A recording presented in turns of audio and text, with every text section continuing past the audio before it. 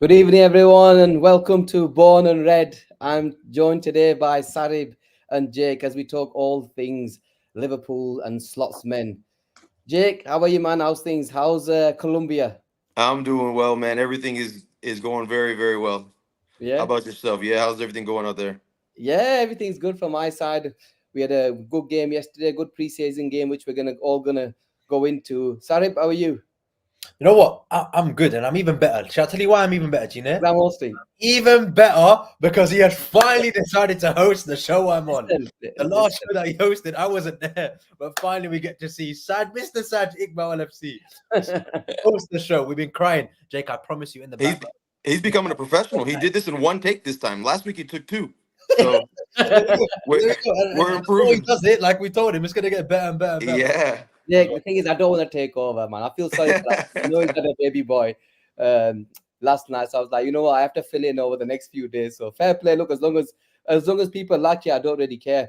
But yeah, Jake, look, yesterday this morning, well, it was 12:30 for us guys. We had the obviously we're going to go into the friendly against Arsenal, which I thought was a fantastic game from a Liverpool perspective.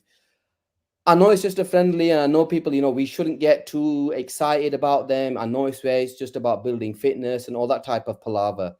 But being a Liverpool fan, Jake, and seeing that first half performance yesterday, I can't lie, it got me excited. I'm excited the way it feels like the instructions from Klopp, bloody Slot, are coming across, and it feels like there's a certain way of playing that we can actually see the way we're playing in terms of the formations and where these players are. How did you make out that first half? Because I thought it was pretty impressive. Yeah, absolutely. Listen, before I get started, I know you touched base on it just briefly. Let me say my piece. Congratulations to Asim and his wife on their beautiful addition to their family. Um, what a wonderful name this kid has, Mohammed Kian. I absolutely love the lad's name. Congratulations to those two.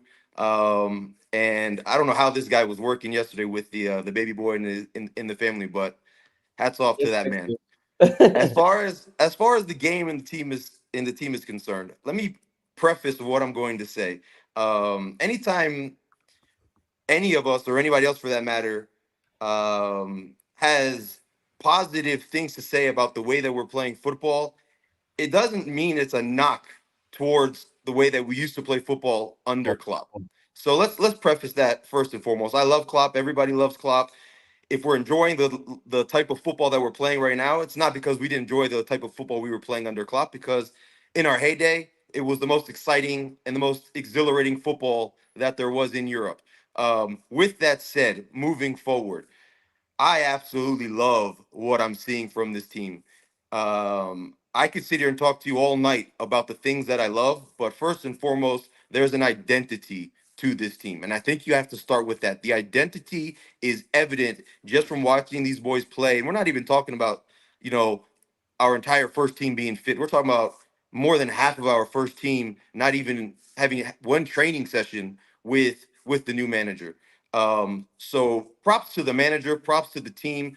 But the only thing I really want to touch on is the identity of this team is absolutely fantastic. And it's not just the identity in possession, it's also the identity out of possession that I absolutely love.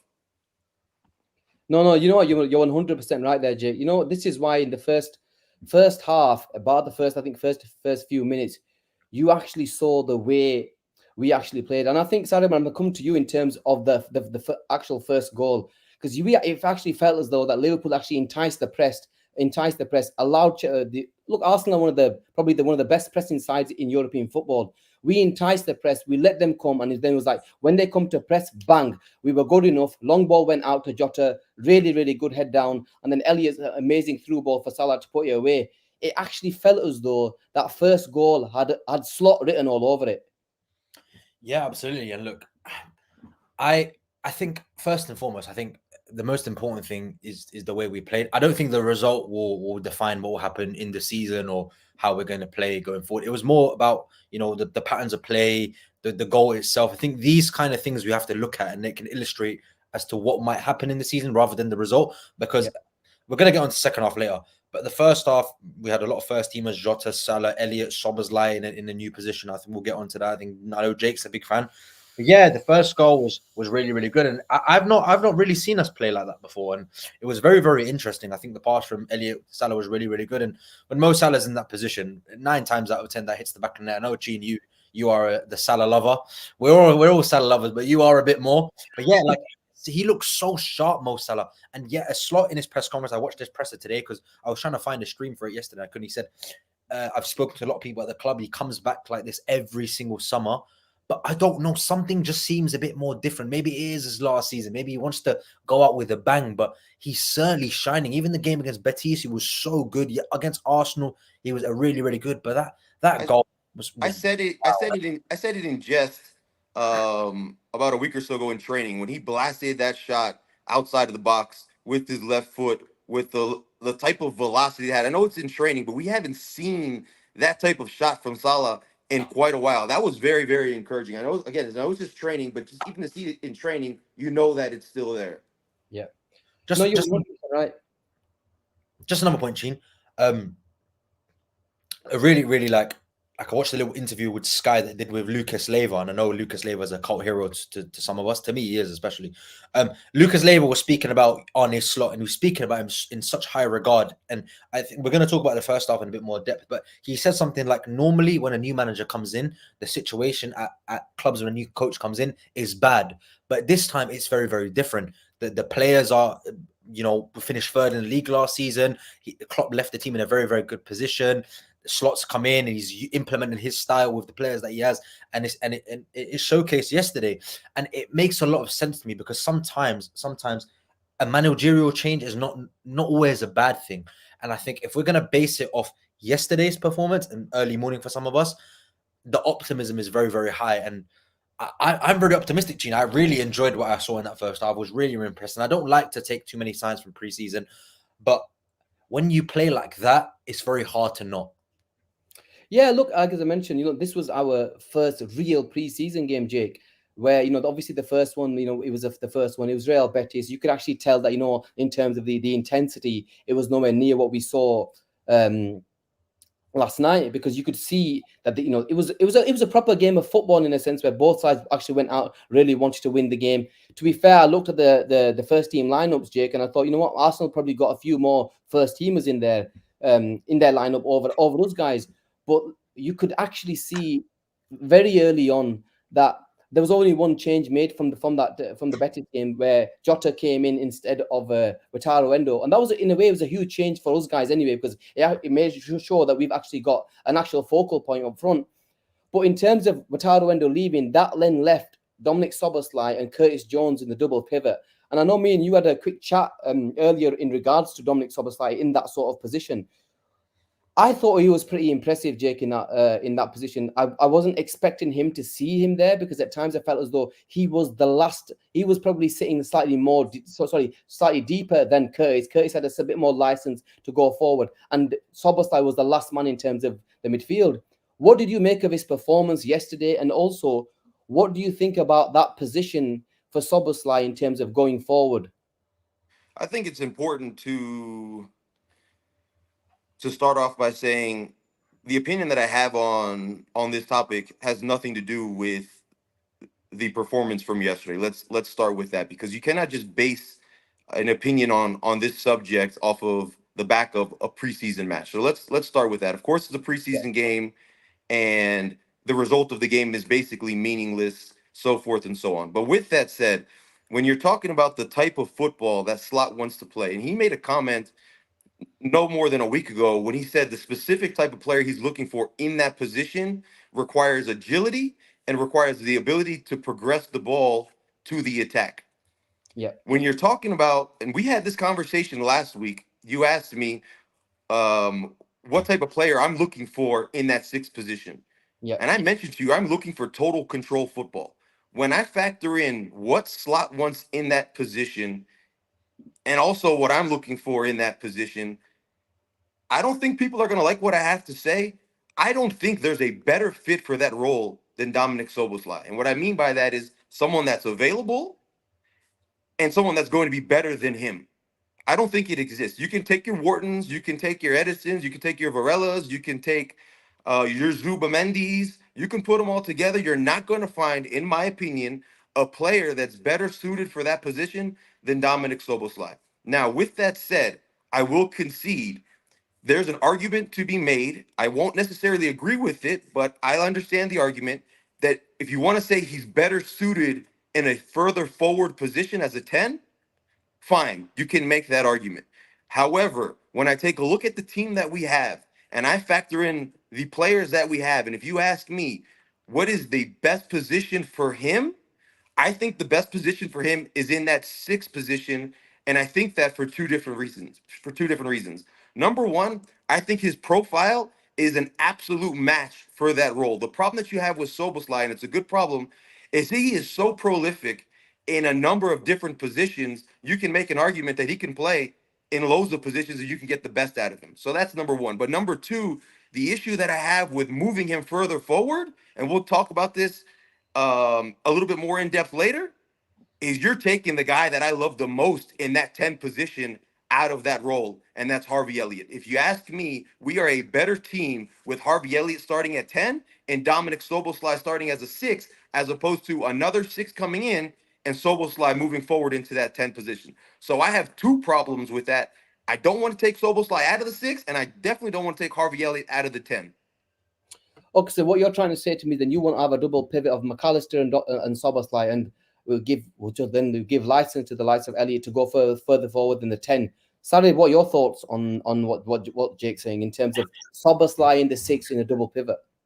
Look, I've only seen it once or twice now in preseason, but Szoboszlai's performance yesterday was really, really impressive. And as Jake said, you can't just base it off that. And he gave fair enough valid reason as to why he thinks that.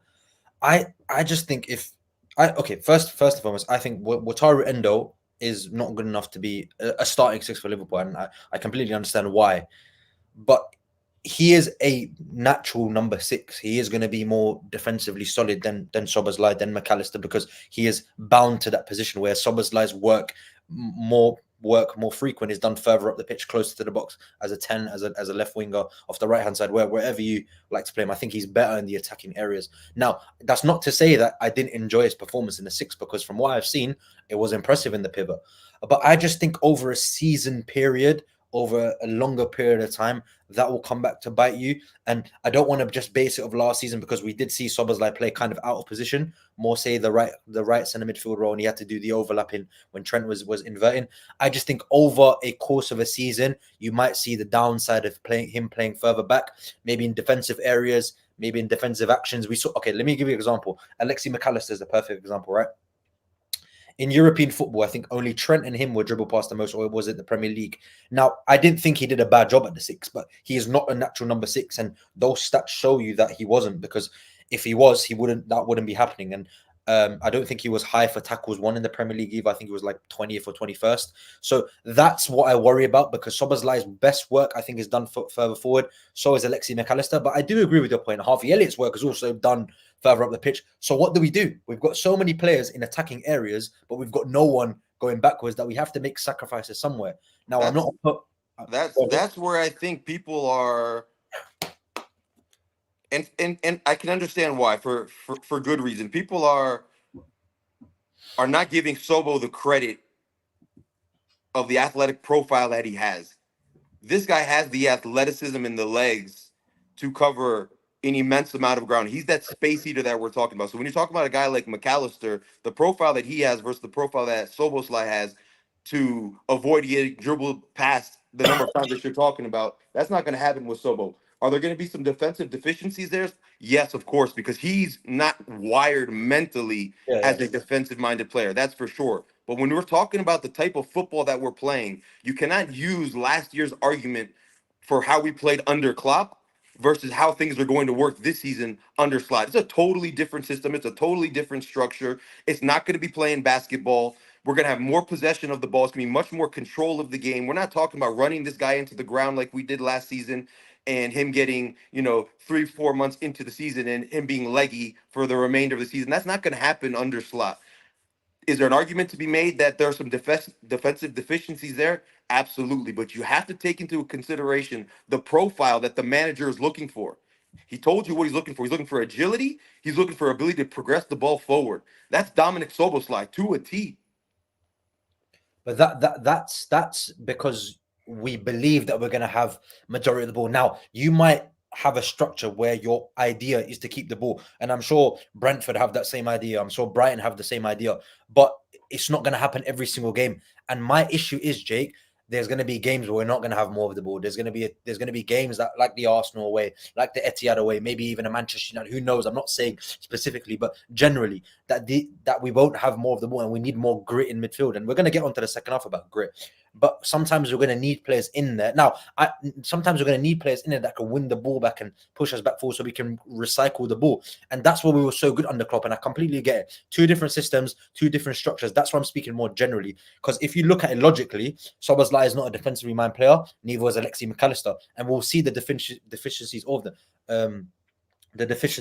Next season. That's not a lie. That will happen because there will be times where we're going to be playing opposition better than us. There's 2 teams that finished above us in the league that have got elite number 6s in Rice and Rodri. Whether Rice plays as a 6 or as an 8, he can play both positions really, really well. But generally, Rice is a better 6 than what we have, and so is Rodri. And if we're trying to compete with those kind of teams and get ahead of those teams, we need somebody in there that is to their level. And where is that? It's nowhere. But we need to get somewhere close. And I don't think Szoboszlai is that profile. He's definitely not that profile if you're talking about playing a lone 6. Cheen, if you're talking about Szoboszlai in the middle of the park with another player, whether it's somebody inverting from fullback position or Alexi McAllister playing next to him a double pivot, is that not enough defensively for us to succeed in these matches that he's talking about? Arsenal away, City away.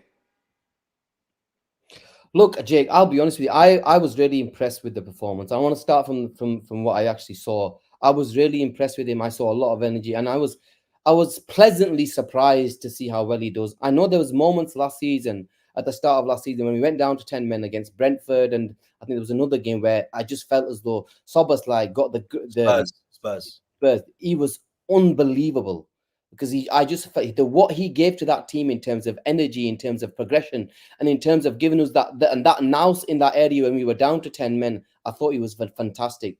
I think obviously the latter part of the season, we saw his deficiencies in terms of he started getting the injuries. He was tired.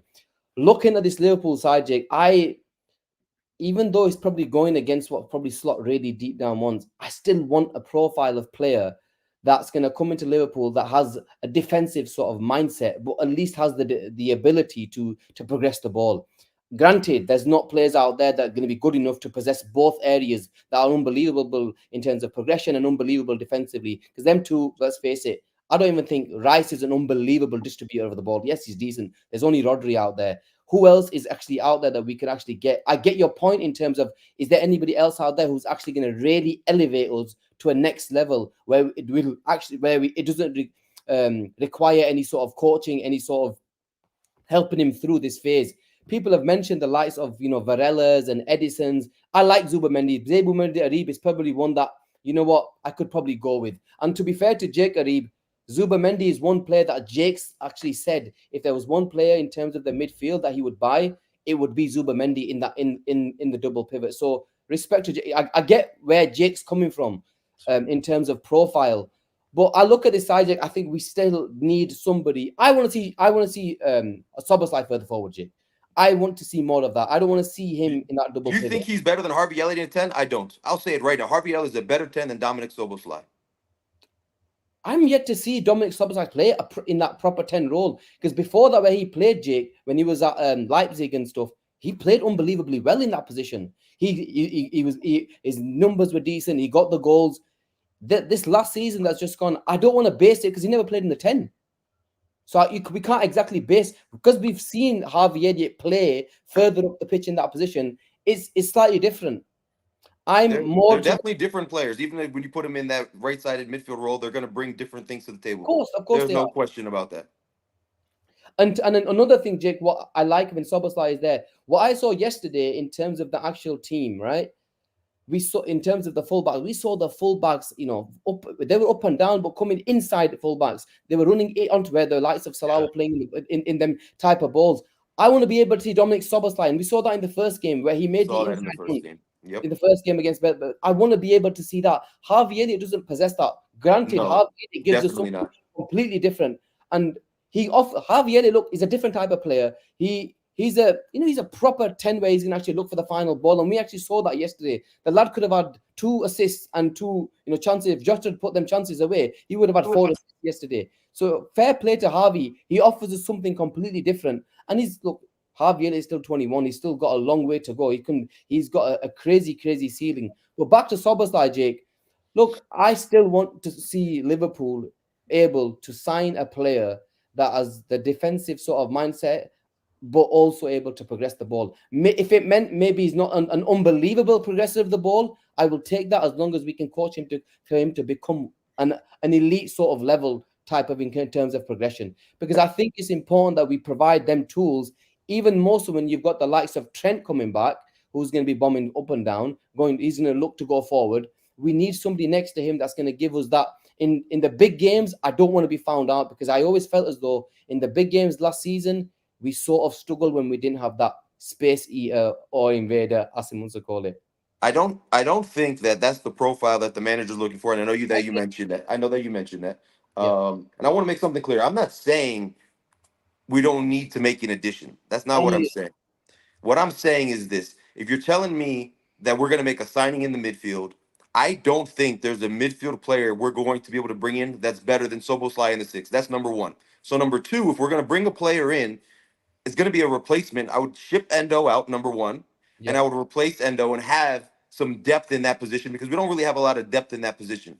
So I wouldn't be even looking to target a Wharton, because, I mean, if I could, of course I would. But this club isn't spending $70 million on a player that's going to sit on the bench. So we can spend. I wish it was dollars. Pound, whatever it was, $80 million, whatever it comes out to be at the end of the day, it's going to be a lot of money. What's that? I wish it was rupees. Yeah, this club's not going to do that. So, because of the issues that I have, I honestly don't want to take Harvey off the field. For me, that's a big problem. I have no interest at all in taking him off the field. And if you're bringing a 6 in to replace Szoboszlai, which in my opinion, as I mentioned, I don't think you can do anyways. But if that was the way that you went, you're taking Harvey off the field, which I also don't like. But I would bring in a 6 for depth. You bring in a Varela, you bring in I don't really love Ederson, but somebody of that of that caliber, you have a little bit more depth, a little bit more stability in that position. So in a situation where we need to move Sobo further forward, maybe take Harvey off of the field, now you have a player that you can bring in off of the bench. So I'm not saying don't make a signing at all. I'm just saying I don't think that there's a player out there, even if you spend 60, 70 million on Wharton, I don't think he's a better player than Sobo in that position. I think you need to clear up another comment, Jake. I think he's late to the show. Luke Bland says you can't base Sobo in the 6 for one game, though. That's not what Jake's doing. Jake gave his reasons early in the show. Jake, do you want to just quickly go through it again, just why you think Szoboszlai is a great for the 6? I want the show again. Look, I want Jake to answer this one. Jake, you think Szoboszlai is good enough to be a 6? Say that again? Do you think he's good enough defensively to be a 6? What I think is in this system, he fits perfectly. You have to understand what we're asking from that position.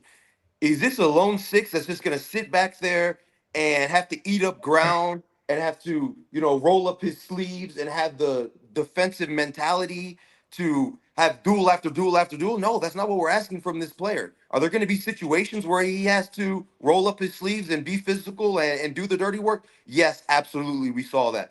But in a perfect world, and of course, nothing is ever perfect, what we're looking for in that role, and I keep going back to what Slot said, he's looking for agility, somebody that has the athleticism to cover ground, because as we talked about, McAllister doesn't have that.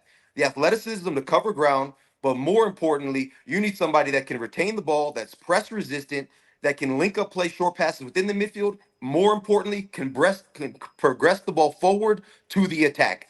Szoboszlai can do all of that in his sleep. I don't think you're going to find another player that fits that profile as much as Szoboszlai can in the transfer market. I think McAllister can do the same thing, though. McAllister can do all of that, but he doesn't have the agility. He doesn't have the legs. But when you supplement a midfield of McAllister and Sobo in a double pivot, defensively, you're fine. Again, you guys got to understand, we're not asking.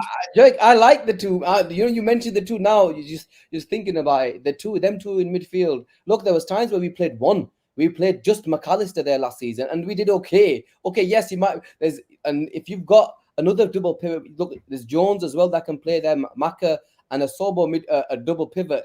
Look, it sounds exciting. It definitely sounds exciting, Jake. You look at them two and you think, you know what? These two look like, if they actually got it together, and they've actually got these two with the two players we're talking about, they're proper footballers, man. And they're not like, they're not brain dead footballers. They're proper footballers who are intelligent, who've got the technical ability to play anywhere. Yes, they might not play to 100% every single game, but these two are proper footballers, and it might work from what we've seen. But look, Jake, I think one of the key areas what you're saying is, I think one of the reasons why you're saying this as well is because of Harvey Elliott. Oh, I love Harvey Elliott. You love Harvey Elliott. You don't want to take Harvey Elliott out of the team. So you're basically saying, okay, because you believe Harvey Elliott's the better 10 than you want Sobos to drop back so you can actually make it sort of work. You have to take a look at the team that we have and what's going to be the best combination of players. And this is a dream scenario. I would love the player as well. I'm not saying I have no interest in this player. I love this player. If you talk about a midfield of Wharton, McAllister, Szoboszlai, great midfield. And if you want to argue with me and say that's a better midfield than what I'm getting ready to throw at you, I can understand that. I would rather have Sobo, Mac, Harvey Elliott in my midfield than Wharton, Mac, Sobo. That's my argument. I do not want to take Harvey Elliott off of the field. I talked ad nauseum last season about the caliber of player Harvey Elliott is on the show. He's going to be even better this season in this system under Slot. And yesterday was a very, very brief introduction to what we're going to see from him this season. I probably have to disagree with you there, Jake. If we had Wharton in this side, man, with McAllister and Sobo forward, I think that is just where I expect most people to disagree with that. That I can understand. Yeah, which is fair. But look, Sarib, coming on to Harvey Elliott yesterday, that pass for the Carvalho goal, that was an unbelievable pass. And I thought there was a couple of times, and I think Slot mentioned it in his presser, that there was times where he received the ball and he could have done better. And I like when Slot said that in his presser. Yes, he got 2 really, really good assists and probably should have had more in terms of when Jota hit the post. And there was another one where I think we missed a chance. But there was a couple of times where he could have played the ball better. Could have laid it off to Salah to have a go. And once I think he tried to come in. What was your take on Harvey Elliott's performance yesterday? I'll get onto that in just 1 second. Jake, before you say anything to me, I wasn't doing it because of your opinion. I was looking at the comment section. Everyone was screaming Pierce. And then I looked at my phone and you might see the quote, Gene. I'll get onto your question as well. James Pierce just said, signings definitely will happen. I've got no doubt about that in the coming weeks. Now, that's come from James Pierce, who's probably very, very close to Liverpool. And I know him and Klopp had a bit of a spat and he wasn't getting information. But if James Pierce is saying this, I think something could be on the horizon. And that's why I got a bit excited, because it was just news out of the blue. That's why I kind of reacted. But on Harvey Elliott, Gene, look, what you thought about what I thought about his performance? Especially in that position as well. He was playing further forward. Most of the times when we see Harvey Elliott play, we've seen him play in the half spaces, not directly behind the striker or in and around in front of the penalty box. Now, when I saw him play in that position, I did not know he had the ability to pass the ball like that. I did not know he had the vision. I did not know. And I'm going to be honest with you. I thought he was a cut inside kind of player, can nick the ball into the top corner, had a decent pass on him, but he looks like a line breaking kind of 10. And I don't want to, I don't want to base it off just one game, but that pass to Carvalho just was so crisp. Like, Gene, you would score that. I would score that. My mum would score that. It was that good of a pass, Gene, that the ball was in front of Carvalho. All you need to do is get a good connection on it.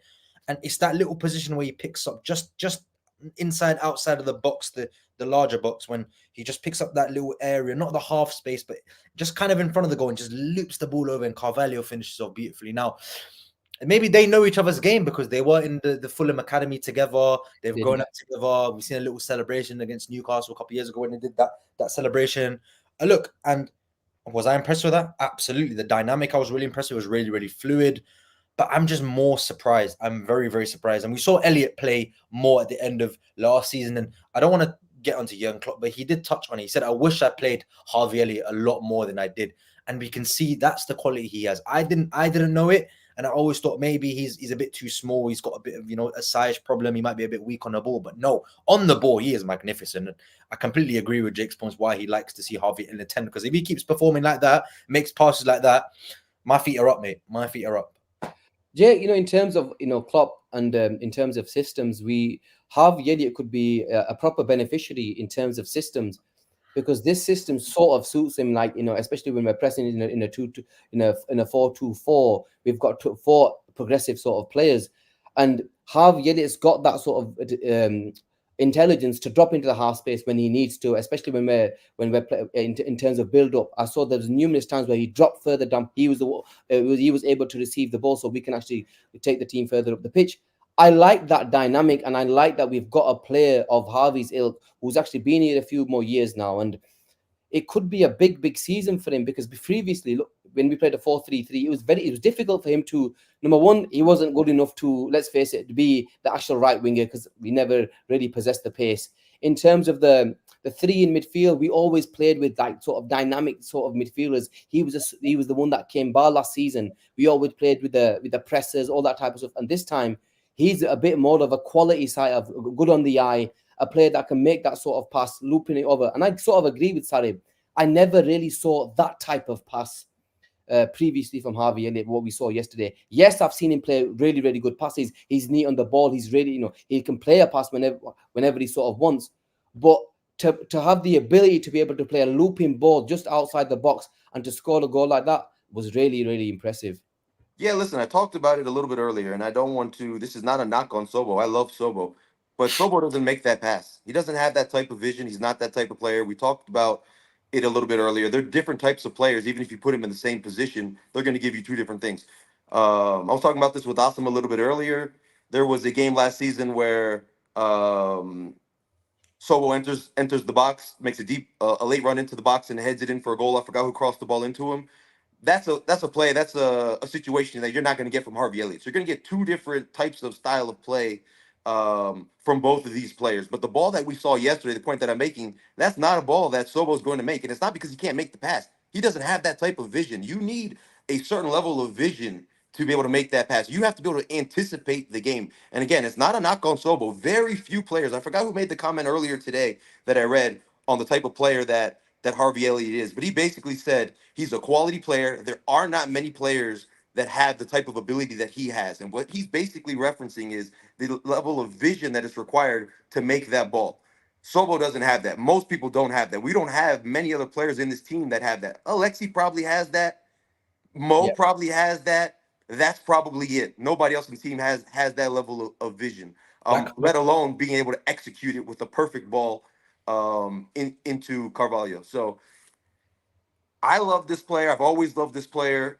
I think it would be Trent as well. Trent. Yeah, of course, Trent. No question. How could I forget Trent? But with that said, I think it would be a disservice to the player, and I get it. If it doesn't, materialize the right way, there's some risk involved in relying on Harvey. If you're putting him in that position, you're starting him there. But it will be a disservice to the player and the talent that he has and the ceiling that he has. Where if you bring in another player and then move somebody else into that position, whether it's Sobo or somebody else, and you're putting Harvey on the bench, I think it's a disservice to Harvey Elliott because he deserves that role, in my opinion. He's ready for the role. Mm-hmm. And not only is he good enough for that position, I think Sobo's the best fit in that 6 anyway. So for me, it doesn't make any sense to do it any other way. Fair play. Sarib, I want to come to you. Let's move on from Harvey and another player that really caught my eye, Sarib, yesterday was the one and only Jarell Quansah, and I thought that was a colossal performance from him. And you looked at our back 4 and you saw Quansah and you saw the way he marshaled it, the way he led the line. He was a phenomenal footballer yesterday, and I know we've been, especially yourself, Sarib, over the last, 3 or 4, well, last season anyway. We really waxed lyrical about him, and we saw his words in I think he did an interview as well, where he mentioned, there's a lot more to come from Jarell Quansah, but yesterday, what a performance! Look, he is ridiculous, and honestly, I can't believe that we have a player like this that's come through our ranks at Liverpool. Well, he's been there since he was 5 or 6 years old from Warrington, England. I mean, he's not a scouser, but he knows how the club is. He knows what it means to play for Liverpool, and he came through our academy. And just look at him. Just look at him. He's big. He's quick, quicker than I thought, and I didn't know he had the pace until I saw it a couple times at the end of the season. He can score a goal. We saw his goal against Villa, against Wolves on the final day of the season. He's got a long pass on him. He can maraud into midfield. What more do you want from modern-day centre-back? Virgil van Quansah, he's like a hybrid of Van Dijk and Matip in one. It's ridiculous. He's got them pingers, left foot, right foot. And in the last 18 months, from going to play under Joey Barton to going from Jurgen Klopp to now playing possession football under Arne Slot, marshalling a inexperienced back four, because I look at the back four yesterday. Tsimikas, yeah, he's got some more experience, but he's a bit part player, doesn't play many games. Sepp Vandenberg, he's been here for 5 years. He has not played many games for Liverpool Football Club. And Connor Bradley, who just came through the ranks properly last season. So you look at that back four, generally is very inexperienced. And he just completely controlled that backline. First half, they looked unfazed. And there was an Arsenal, I don't know who it was who had a tap in. I think it might have been Jesus. Jarell Quansah comes out of nowhere, makes a block, and somehow the ball goes forwards instead of back. I don't know how he makes the challenge and the ball goes outwards instead of it just not staying there. I was like, how on earth has he done that? And I just look at him, it's like every time this guy he's always in the right position. He knows where to be. And for a player of very, very limited experience, he hasn't even had a full season of 38 games playing in the Premier League. He came in last season, he had to beat Konate. He potentially had to beat Joel Matip. I know the injury was unfortunate, but he had to get ahead of these players. And he's now first choice centre-back alongside Virgil van Dijk going into the season. I'll be very, very surprised if Ibu Konate, and that's not a knock to Ibu, because Ibu is a wonderful defender, a brilliant defender when he's at his best. But having Quansah there just gives us another way of playing. And I think he's much more comfortable on the ball than Konate. He can pass the ball better than Konate. And most importantly, he's more available than Konate. And ultimately, when you have these three things together, it's decisive. And Slot loves him. He speaks so highly of Jarell Quansah. I think Van Dijk speaks highly of Jarell Quansah as well. And look, Quansah asked LFC's analytics team to provide him with drone footage and wide-angle shots of Virgil van Dijk's defense. So he's even taken the extra mile to go and become a better defender. And what better defender to learn from than the best defender in the world, Virgil van Dijk? And he's got the perfect partner with him, and it can only mean better for Liverpool. But yesterday, he was... Wow. Ching, let me ask you a question. I'm going to ask you a question before I ask my question, just to make sure we're on the same page. First, is Quansah the starting center back next to Van Dijk for you, as Sarib mentioned? Is he your starting center back? It's a difficult one, Jake, because I think it was you that when we had this conversation a couple of months before the season finished, and I said Quansah starts now. Quansah's our number one centre back next to Virgil van Dijk, and he actually started all the games practically. It's a shame as well. Look, we've got Ibu on the back as well. It's a shame. I know we've got Ibu on the thingy, but and I mentioned to you then that I think Quansah starts now, and he will be the number one centre back with Virgil van Dijk. Take nothing away from Ibu Konate here. Ibu Konate is probably one of the best centre backs in the world when fit. When fit and fighting, there is not many centre backs can do what Ibu Konate can do. The biggest problem with Ibu has always been his availability. He always manages to pick up these flipping muscle injuries that set him back. And last season, I felt as though it was the first time where he really got some real competition, because the first season or two, look, there was Matip there, he was coming in, he had bedding in period. He actually lost his sort of position. When Matip got injured, Konate lost his position to Quansah. And it was the first time he lost his position to a footballer. So I'm actually intrigued to see how he reacts, number one, and what Arne Slot will go with, especially being more of a possession-based team now, Jake. You're probably going with Quansah then. I'm not knocking Konate's ability on the ball, but I just feel Quansah has the edge in terms of quality on the ball. He's got that ping in him where he can spray the ball as well, and that makes it easier for us because we've got Virgil and Quansah who can able to spray the ball to our forwards. I think he starts, Jake. I genuinely believe he starts. So that's my question. We're all on the same page. We think Quansah starts. The real question now is the reaction. Is there going to be a problem from Konate if he's not starting this season? And if the answer to that question is yes, how long can we get away with that for before he wants to move out? And we've heard him talk about PSG before. Yep. How long can we get away with that for? I don't think it's much longer than one season, if that. Do Look, we have a problem there? Yeah, look, Ibu Konate, Jake, he's a winner. He's gonna want to play, and he's good enough when fit to play for any side in world football. He's not gonna give up this spot that easily, Jake. He will get his chance this season because we've seen how many games that we will play with the Champions League games. We've seen how players get injured. Ibu Konate is one of them that I believe, if fit and he's given the chance, he will show us how good Ibu Konate is, and then we will be waxing lyrical about how good Ibu Konate is. If these three centre backs are fit, look, even though Quansah is still young, and I'm not saying that we don't need a left-sided centre back, but we have three unbelievable centre backs. And another thing, Jake, what you've got to take into account is Virgil van Dijk is 33 now. Ibu Konate, I'm hoping and praying he's able to stay fit, and him and Quansah will be our centre backs going forward over the next few years. When, let's say, Virgil van Dijk hangs up to his boots, these two centre backs are that good that their replacements, first team replacements, are already there. But it'll be interesting to see how well Ibu does in terms of slot. And a question to you, Sarib. I believe probably Quansah fits the system slightly better. I'm not knocking Ibu's distribution here because I know it's improved over the last year. I had a go at him about 18 months ago, and people shut me down saying his distribution is a lot better than what he gets credit for. And to be fair, I have seen him progress the ball a lot better over the last year. But in terms of starting, who starts for you?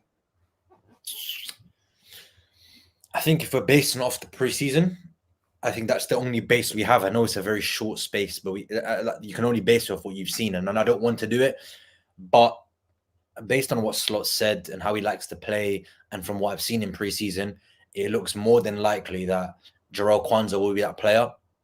And that's not a knock to Ibu, because Ibu Konate could easily be starting at Ipswich for the first game of the season, and I don't think any of us will look left or right. I think if Konate does start on the game, I don't think anyone's gonna be like, oh, why is Ibu starting? Why is Quansah not starting? Because they are both ridiculous defenders, and Ibu Konate, we all look back to that performance in the Champions League final of 21-22 when he was outstanding, and it was a shame for him to be on the losing side because I think he was the best player, bar Courtois, outfield player on the pitch. And when he has performances like this, ridiculous. Like in the FA Cup against Arsenal in the Emirates Stadium, he was very, very good. So he has these performances in him, and he can do everything that Quansah does. Maybe not to the level of maybe passing the ball long, but he can run into midfield. He's good in the air. We've seen him score quite a few goals. Benfica, Man City in the Wembley as well. So he's big, he's strong, he's quick. But availability is always my issue with him, Jake. And I don't know how many years we can keep getting away with it. We saw issues with Naby Keita. We've seen issues with Thiago. They all had their quality, but when you're not available, what's the point of having the quality? Do you know what I mean? And you say, how long can we get away with it for him not starting games? How long do you think we can get away with it that him not being fit and available? And that's my only issue. I have no issues with starting either of them. My issue is how often are we going to see Konate play? That's always been my issue with him, because at his best, he starts. It's very, very simple. At his best, him and Virgil are his first choice. That's not a lie. At his best, Ibu Konate I think is better than Jarell Quansah. But I'm speaking with more sense and more logic. I think Quansah is ahead of him just at the moment. Which is fair, Sarib. I think most of the comments will probably agree that Quansah is slightly ahead. But in terms of the other two centre backs that we've got, the other centre backs, Jake, coming to you. Obviously, you said Vanderberg started yesterday. He started 2 games. We've had a good look at him now, especially over the last 2 games in pre-season. There was a lot of noise in terms of he'll be going. Players want him sold. Some fans want him sold. There's a sort of ballpark figure of 20 million that Liverpool wanted for him. Has your mind changed over the last 2 games after seeing how Seb Vanderberg's played over the last 2 games? Number 1. And number 2, is he good enough to be the 4th choice, or do you want Liverpool to go into the market? Because I know you've been an advocate of a left-footed centre-back as well. Has my mind changed on what? Has your mind changed? Should Seb Vanderberg be our 4th choice centre-back going into next season? 5th, no? 4th, well, Gomez. Yeah, I think you can put Gomez in there as well. But would you keep Seb Vanderberg? Okay, would you keep Seb Vanderberg then for next season play for Liverpool. Let me start with Gomez. Just a quick statement on Gomez. And I told you guys this last year. Gomez is not a center back anymore. I don't think. Well, I don't know what Slot thinks of him. I know that Klopp didn't think he was a center back anymore, and I agree with that. So I don't think he's ahead of Sepp. Even in my opinion, I don't think he's ahead of Sepp. Now, as far as Sepp the player, and people are probably not going to agree with this, which is totally fine. As a defender, I think he's fine. He's more than fine. That's not the problem that I have with this player. The problem that I have in it, and it's just a concern as of right now. I'm not sure he's good enough on the ball, under pressure, press resistant, to rely on him to be a focal point in the buildup where you can pass him the ball 50, 60, 70 times a game and expect him to be flawless in possession and not turn it over in dangerous positions for the opposition. That's the problem I have. When you watch him as a player in defense, his aerial duels, reading the game, he looks brilliant. He looks very good in all of those aspects of the games. I don't have concern over this player in your traditional defensive role. The problem that I have with him, and again, it's a concern. I'm not even sure because I haven't seen loads of the player, obviously. We've only seen so much of him recently. We're talking about 2 preseason games so far, and he did make a major mistake against Betis early in the match. I'm not sure he's good enough on the ball in possession when you're talking about playing teams that are going to press you high up the pitch, where he's going to be able to retain the ball, pass it, keep possession, not get flustered, not lose composure. I'm not sure he's that player. And because of that, I question his fit in this system. If you ask me, I don't think we can get 20 million pounds for him. If we can get 15 million pounds for him, I ship him off and I get another center back in that I know for sure can handle the position that's required of him under Slot. Sarib, CD goes, none of the VVB rubbish, please. Average, Nalo better. Thank you very much for your super chat, CD. I don't know what you mean by Sepp Vanderberg rubbish. Obviously, we're going to have this debate because, again, last season he had a very impressive loan spell in the Bundesliga, and I don't want to base it off stats. I didn't watch too much, but from what I read, he was the highest ranked defender, a central defender in the Bundesliga. And I know it might be a more aerially, there's more long balls played in that league because it's dominated by generally Bayern Munich and by Leverkusen as of late. So, but look, I don't want to talk about Sepp Vanderberg. He's been here for 5 years, and yeah, I do think he's going to be sold. The one centre back I do want to talk about, Gene, because I want to kind of shift it to the second half, was Amara Nalo, and I was really, really impressed with him. Signed from West Ham, September 2023, from West Ham's academy. Come to academy, was on the bench, I think, against Southampton for the FA Cup game. Didn't come on, but yesterday he looked really, really impressive. And yes, some inexperience, maybe some passing that was a bit off, some position that was a bit off, but he looked really, really impressive, Gene. And I've seen bits and bobs of him, some clips on YouTube, not generally because I keep up to with the under 18s. Not too much more the 23s, but I've seen bits and bobs of him, Gene, and I really liked it. And I'm not saying he's an option for centre back, but I did like what I saw against Arsenal. And he's not playing against bums; he's playing against Martin Odegaard, one of the best players of last season. He's playing against Arsenal under a coach that had his team challenging for the title. And I thought the grit that Liverpool showed in the second half was really down to him as well. Yeah, look, you've got fair comments. Look, for me personally, guys, I want a left-sided centre back, a left-footed centre back. I think we've got enough in terms of Kanate, Quansah, and Van Dijk. My fourth centre back now has to be somebody who's left-footed and who's good, who's a good defender, but who's good enough to go out wide, who can play that sort of left-back sort of position. That is left-footed. You want a left-footed centre back? Okay. I want a left-footed centre-back who's good enough to go out wide. That's I don't care about any other player, Jake, in terms of any other position. If it means Sepp goes for 15 million and we go and sign this centre-back that's left-footed, that is my go-to thing right now. I just believe that's exactly what this Liverpool side needs. Is one centre-back enough to bring in? Does that cover us enough? If you're going to start that player out wide at left-back, is that enough cover you have in the center back position, whether you get rid of Sepp or not? Are you comfortable defensively with only one incoming at center back? I'm not talking about defensive midfield, just center back. Is that enough cover? Yeah, if you keep Gomez, why not? I don't think it's enough cover, but I think we can get away with it for. Look, okay, you just say you play the 3. If you were to play the 3, just say the left back one got injured, you could play Rob. If you really, really needed to, you'd have Gomez. And if he was injured, if you really needed to, Robbo could play there. Yes, he's not the ideal defensive-minded centre-back, but we've got enough sort of cover there. Yes, different question is now, Jake, and I know what you're going to say to me is Gomez. There's links, that he probably wants. I knew where you're going to get to that. You read my mind. That was a BNR exclusive, by the way. Oh, that was Right. a BNR exclusive. Right. Gomez is, he's linked to wanting to move away, and if he was to get 45 million quid, would you take that money? I run to the bank. Yeah, Jake. I'm running to the bank.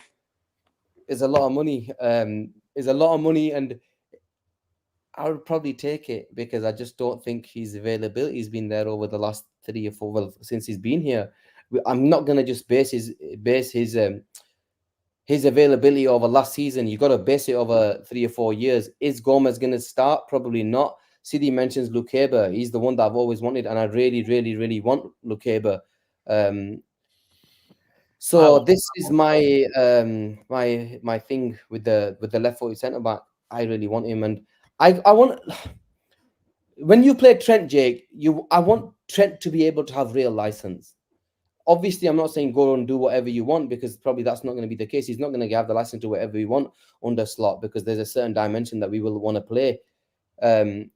And as people mentioned, look, Lukaba's the player for me, and I think if he fits in perfectly in this system, he fits in really well. Swap deal involving, somebody's just mentioned donut, like your name, mate.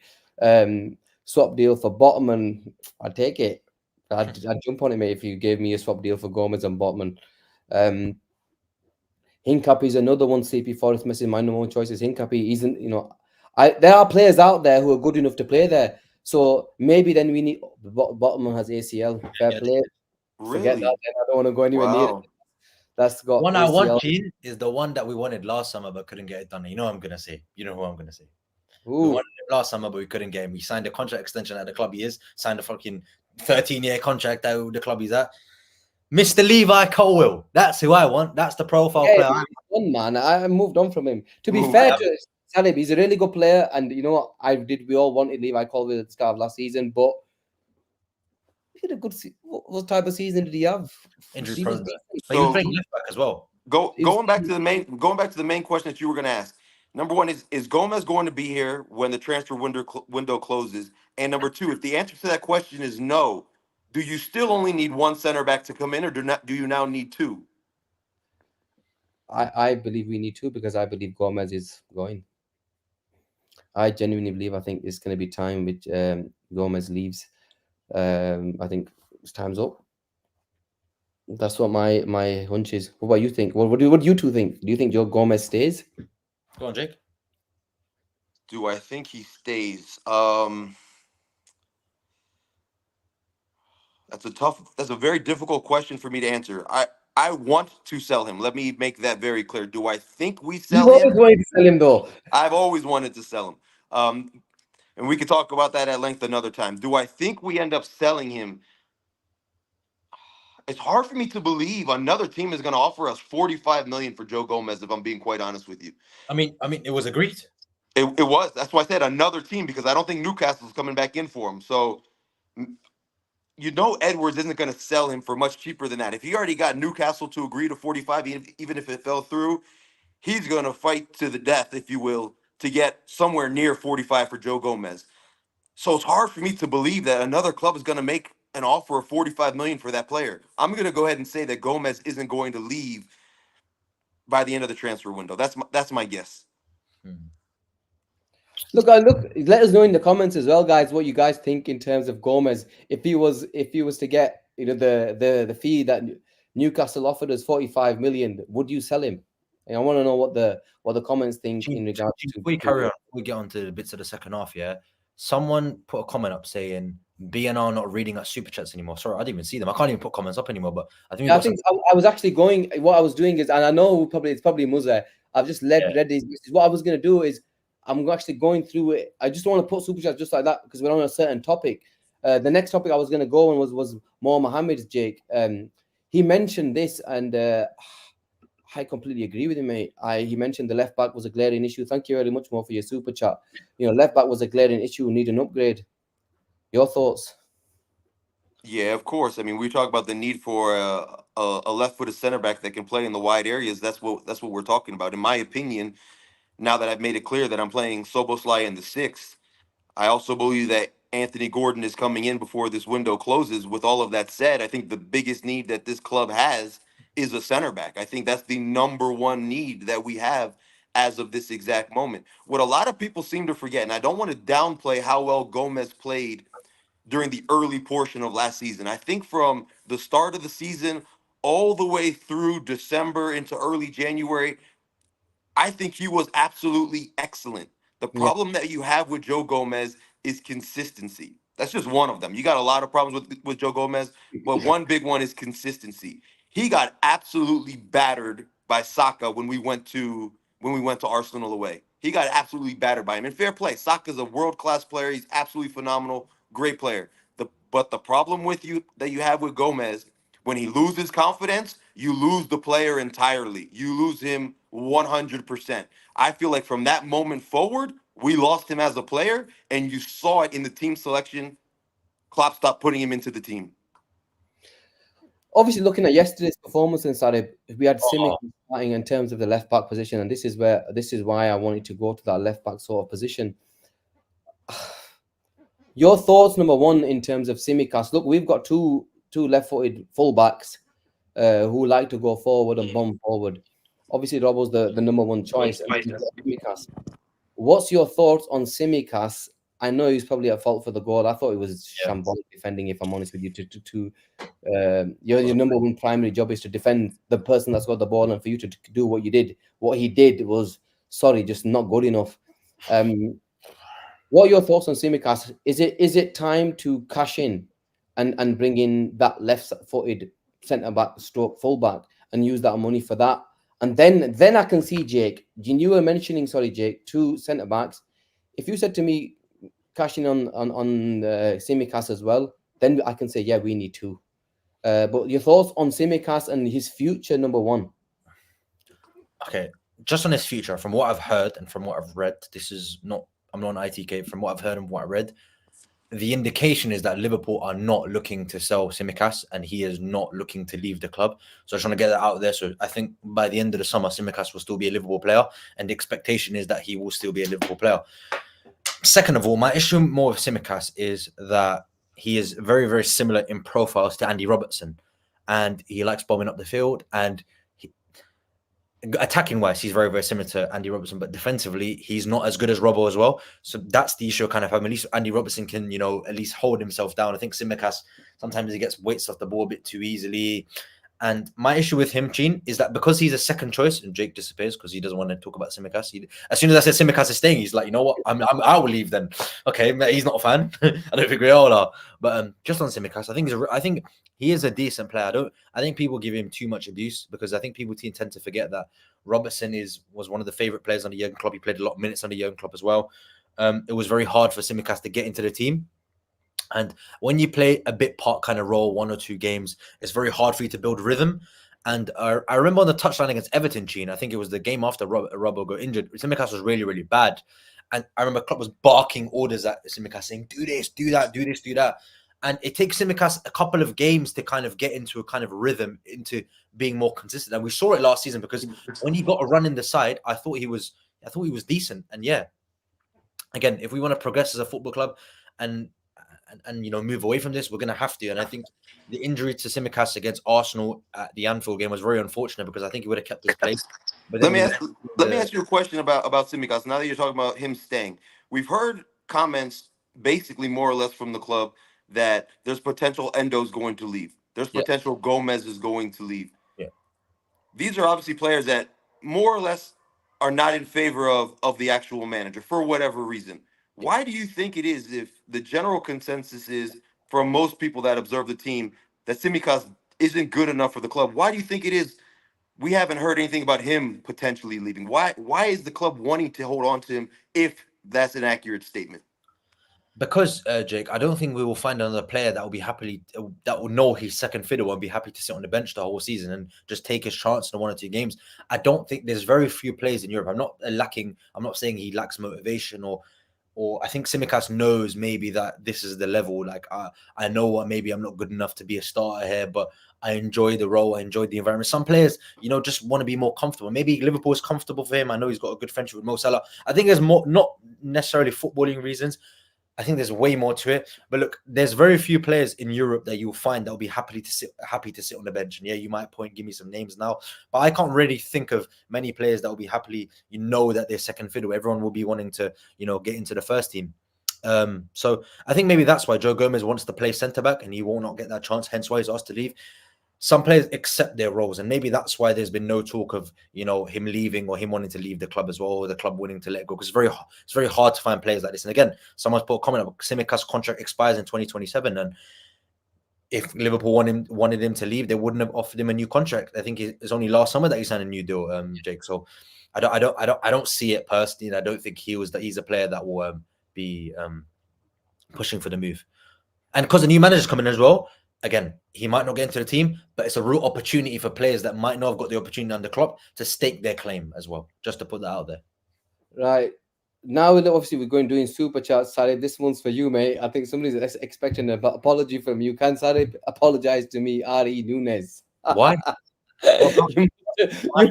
You must have said something about Darwin Nunez. He's a Man United fan, Sarib. So you must have backed Nunez, and he must have not backed Nunez.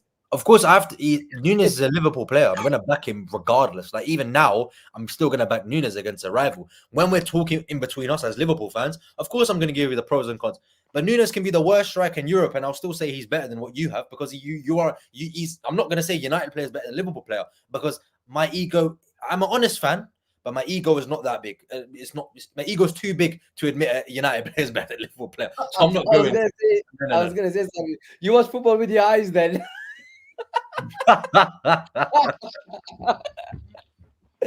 Look, I actually know this is, by the way, because me and him have to and fro's every other day, and me and him actually agreed on Darwin Nunez, so that's why I know where he's going at. So fair play to Mozi. Thank you for your super chat. Sarib put his ass on the line and argued he's good enough, and now he's saying red. Honestly, comment. Oh yeah, here we go, man. I can't remember. But if you didn't know, mate, football opinions can change. You are allowed to change your opinion. The opinion that you set is not an opinion that you can keep forever. You know what I mean? I can change my opinion over what I've seen. Now I've seen 2 years of him. I've had enough. I have had enough. I'm gonna lie. I'm not gonna lie. I have had enough. A lot of heart in mouth moments as well. Asim goes, we and I have made a new signing today. Watch this space. Well, your little one signed for us yesterday. I know there's some news in the pipeline regarding a big journal coming onto our show. I think Asim's leading on that. Hopefully, we'll see some breaking news coming through over the next week or two regarding the journalist that's going to be coming onto our shows. It'll be a big one, I promise you. One thing I do want to mention, though, we haven't even spoke about the second half. I don't think we need to. Nothing really happened, but there was one thing I saw, Jake and Gene, was that corner that Tsimikas took. That corner technique. I have never seen anything like that in my life. And look, I'm going to pull up a comment because someone did comment underneath it, and you lot can give your opinions on it while I find it. But I'm going to read it out to you now. But I've never seen it. Jake, have you ever seen anything like that before? No, I mean, I think when everybody saw it the very first time, it was kind of like a wow moment. Like, whoa, what was that? Yeah, look, I've never seen anything like it. I'm surprised they brought it out during the preseason match, if I'm being honest with you. I tweeted, how do you even defend that, right? And I think it's an American. I think he's American. I'm assuming. He goes, this is borrowed from American football. It's called a sugar huddle. It causes chaos amongst the defense as the on-ball team quickly runs into positions. Defenders have a lot of time trying to get organized. No, they have no time to get organized. Sugar huddles work for both man marking and zonal marking. So I think what he's trying to say is that because you can't man mark that, because if you do that, everyone will be out of the box. That when you run last second, it's very hard to pick anyone up. And maybe it's a chance kind of corner where if someone gets ahead on it, it goes in. It's not really structured, but it causes a lot of chaos. And I liked it because when Virgil's in the box, when Ibu's in the box, when Ryan Gravenberch is in the box, when Jota's good in the air is in the box, when Nunez is good in the box, that could be a serious problem for a lot of Premier League teams. But I really liked it. I've never seen anything like it. That's why I've never seen anything like it. Take all for this controlled football that they're gonna be playing. Yeah, all chaotic. and we come up with an absolute madness when it concerns goals. I like it. I'm not gonna lie. I was like, you know what? I want to see some chaotic bullshit, man. I want us to see us to be different. And I think this is one of the things which Liverpool fans are looking forward to is this new way, because we've been playing a certain and set way over the last of so many years that now it's come to a time where we really want to say, okay, you know what? We want to see something different, and you know what? Fair play. And I hope that, you know, that we get to see, and I hope it's actually really, really good for us. Right, another super chat, Mo Mohammed. I think he's got a lot of money tonight. Most tackles per game in the Premier last season: Paulinho, Jarell Gomez, Casemiro, Adam Wharton. Please, people sleep on how great of a defender Wharton is because of how great on the ball he is. That's true. He's in terms of Adam Wharton, mate, I'm more. I think he's brilliant, and I would, for me personally, he's going to be costing 120 million pound in a year's time or more. So we got to go, and if I had the money, it was mine, he would be the first player I'd go and buy. Granted, there's other players out there, but I think even him being English, played in the Prem, he's left-footed. I've seen, and his performance at Anfield, I was sold. And I know it's just one performance, but it was that good of a performance that you know that I think everybody at Anfield that day walked out thinking, boy, this guy is some footballer. And if we could get him through, if we could get him in, I would be ecstatic. You know, it'll be ecstatic, and I think he'd fit in perfectly. But you know, Paulinho, Jarell Gomez, Casemiro. Less said about Casemiro, the better. Paulinho's gone to Bayern. I know we're linked to Jarell Gomez. But in terms of Jarell Gomez, in terms of progression, Jake, I'll go to you two in terms of Jarell Gomez, because look, I've watched him. In terms of progression and what slot wants, does he fit the system? And it's a one for the comments as well. Does Jarell Gomez fit the system of Arne Slot? I think it's he's an underrated player on the ball. I think he's better on the ball than a lot of people think. He's definitely not as good as Sobo. He's another one of these players that I'm going to keep talking about. He's not as good as Sobo, so you're getting there you go. You're getting a downgrade there. But he's better on the ball than I think a lot of people give him credit for. He can carry the ball. He can dribble past a defender. He can progress the ball forward. Agate. Sorry, Joe. If he's really worse than Agate, I don't want to see him anywhere near Liverpool Football Club. He's not worse than Ugarte on the ball. That I don't agree with. Now, listen, he's not, amazing on the ball. He's obviously a better defensive player than he is on the ball type of player. But all that I'm saying is he's an underrated player on the ball. You can't just look at stats all the time. You actually have to watch the player play. He can pick a pass. He can break the lines with the ball. He's got a little bit of creativity, believe it or not. He's a decent player on the ball. All I'm saying is I think there's an underrated aspect to his game that a lot of people don't see. Is he my choice for midfielder? No, he's not. If you're going to force me to buy a 6 and move Sobo out of that position, which I've made clear I don't want to do, I think Wharton is the answer for this club. I don't think we can get Zubamendi, and I think Wharton would be a great fit. But I think, to answer your question, Jarell Gomez is an underrated player on the ball, but I don't think he fits the system well enough for us to buy him. That's fair. Look, that's a fair. And I think, I'll be the first one to admit I've not watched much of him, Jake. I'll be honest. I've been concentrating on one and the others, and I know a lot of people have mentioned him, but if we're going into a more of a possession-based double pivot, and the stats that I think somebody just put up there, 18% in terms of passing, or he's passing the ball forward, regardless of how good and bad stats are, that's ridiculous, and that's nowhere near the percentages. No, not good enough for the system that plays for Liverpool, for the player that plays for Liverpool. Sorry. But yeah, guys, look, I think we'll be going for a 110. Is there anything else that you guys wanted to discuss in regards to yesterday's performance? I think we've discussed quite a bit in terms of the players and what we saw. Slot ball looks like it's going in the right directions. I'm just looking forward to Jake when we get the big boys back. The likes of McAllister, the Gakpos. I know I'm not his biggest fan, but I'm actually looking forward to seeing how well these players do when under slot and how well it goes. In terms of the second half, guys, I think we've said enough as it is in regards to that. Is there anything else, Sarib? Anything from you before we go? I just want to touch on that. What James Pearson. Someone in the comments says James Pearce says keep an eye on Gordon, and you know why? I tweeted about 20 minutes ago. Oh, Anthony Gordon with music, and I'm getting a lot of DMs now. But again, James Pierce just tweeted, "Keep an eye on Gordon." I want to know what do you guys think of? Are you gonna look too much into it? Because we had David Lynch on yesterday. Me and China had the Lynch on the channel, and he didn't give too much away. But now seeing Romano tweet about keep an eye on Gordon, maybe it's resurfacing news. But because the talk of it's getting more, are you Jake? Are you gonna dive a bit more deeper? What do you think? Why is it happening now? Is it because it's August? Because we did say August was gonna be a bit more jittery. I can't answer your question as far as why it's happening. Now, obviously, we've heard the club talk ad nauseum about how Slot wants to review his team and kind of get a better feel for what he has before we make any, transfer decisions, whether it's incomings or outgoings. I believe that to a certain extent. Do I think that's the end all be all? No, not necessarily. Maybe it has to do with the fact that he's not even back yet from international duty. So maybe that plays a big role in it. Maybe he has to, talk to his current club and let it be known that he wants out before a move can materialize. I talked about this.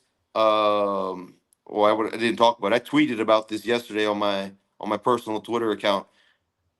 Obviously, the deal's not done, but in my opinion, that deal is going to be done before the transfer window closes. I've already moved on to the next transaction. I think the Gordon deal is going to happen. We've already seen the player kick up a fuss in the past and force his way out. He's already talked about how his head, well, he hasn't necessarily said it, but it's been reported that his head been spun over a move to Liverpool. So we know how badly he wants to come and play for this club. It's going to be tough for Newcastle. You talk about on every show, the power that these players have these days. And that's a true statement. So all it's going to really take is this player to go to the club and tell them, listen, you guys try to sell me. This was your decision, not mine. You guys went to Liverpool and offered me, in a transaction, in a swap transaction with Joe Gomez. I didn't come to you guys. You guys offered me to Liverpool. That deal didn't materialize, but now I want that deal to go through. And what are they going to tell the player? So it's gonna be an expensive transfer, regardless of, if we have to sell somebody like a Joe Gomez or somebody else to fund it. It's going to be 60, 70, 75 million pounds, whatever the case is. But if you ask me right now, is the deal going to get done? I tell you 90% the deal gets done by the end of the transfer window, my opinion. Jake exclusive. Jake exclusive. You put my name on it. That's fine. You've been I've said from day one. Sarib, I think day one?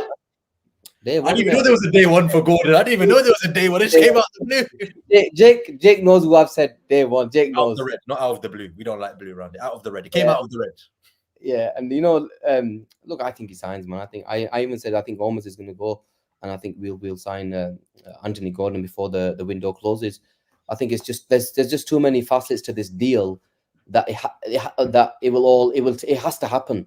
Jake, 2 years left on his contract. They have to cash in. He wants us. We want him. The ball's in his court. He's already, Newcastle have played their card in terms of they wanted him gone. He's got the perfect excuse saying, you guys wanted to sell me. I want to go now. My heart was set on going to Liverpool. I think it's going to be about now if we can actually make it happen. And I think we will, because we like him. Pierce is saying that he's a player that Liverpool really, really want. The argument against Gordon is we're loaded on the left side. That's the only one. That's the argument against him. So what is your argument against that argument? What is your argument against that argument? Luis Diaz. No. My argument that we're loaded and people are not going to like what I say. And I've been very consistent with what I've said regarding the players that play in that position. They are not good enough to win you a title. So you think the club also thinks that, and that's why they're going for Gordon? I don't believe that the players that play on the left-hand side for Liverpool Football Club are good enough to lead you to winning a title. That includes Luis Diaz. That includes Cody Gakpo.